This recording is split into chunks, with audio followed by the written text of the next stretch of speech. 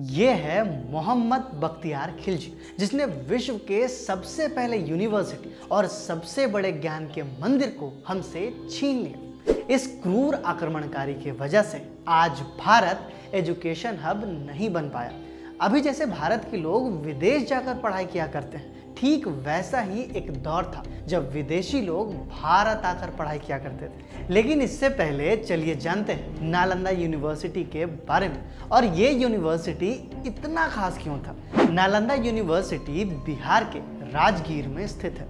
इसकी स्थापना 5वीं शताब्दी में गुप्त वंश के शासक सम्राट कुमार गुप्त ने की थी। ये विश्व का प्रथम पूर्णतः आवासीय विश्वविद्यालय था, मतलब हॉस्टल जैसी फैसिलिटी वाला पहला यूनिवर्सिटी था।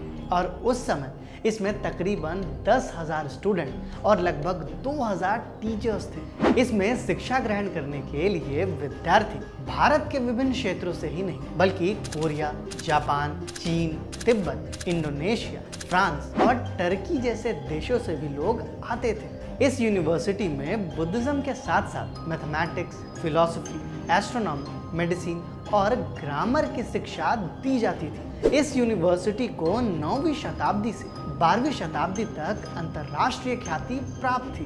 तो चलिए अब जानते हैं कि उस क्रूर ने इस यूनिवर्सिटी को क्यों नष्ट कर दिया।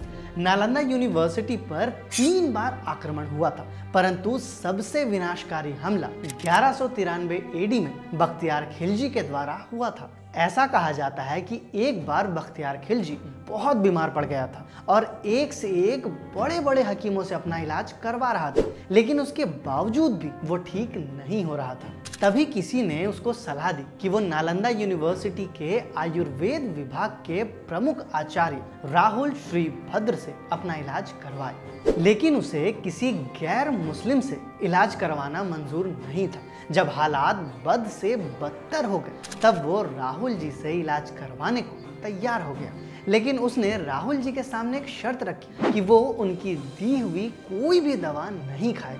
राहुल जी ने थोड़ा सोचा और उसकी शर्त मान ली। कुछ दिनों के बाद राहुल जी खिलजी के हाथ में कुरान रखते हैं और कुछ पन्नों पर निशान लगा देते हैं और उससे कहते हैं कि वो उन पन्नों को रोज पढ़ाकर वो ठीक हो जाएगा। खिलजी ने राहुल जी के बताए अनुसार कुरान को रोज पढ़ना शुरू किया और वो ठीक हो गया। ऐसा कहा जाता है कि राहुल जी ने कुरान के उन पन्नों पर दवा का लेप लगा दिया था, जिसके कारण खिलजी ठीक हो गया।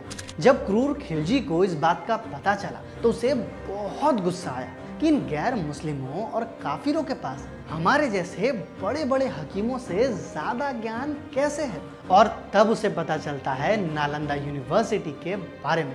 फिर वो फैसला करता है कि वो इस ज्ञान के स्रोत को हमेशा के लिए नष्ट कर देगा।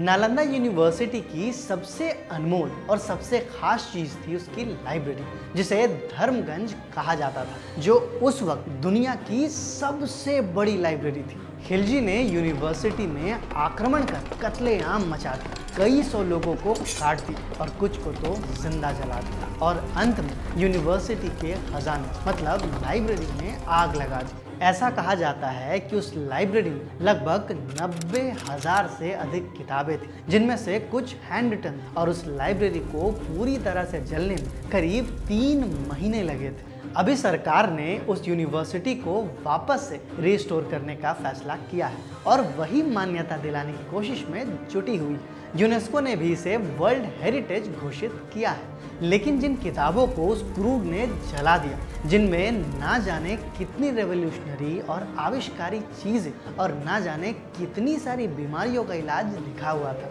उनमें से कई तो हैंड रिटन थी जिनकी कोई कॉपियां भी नहीं थी। वो सब तो हमसे छीन ली गई, उन्हें कैसे रिस्टोर करेंगे हम।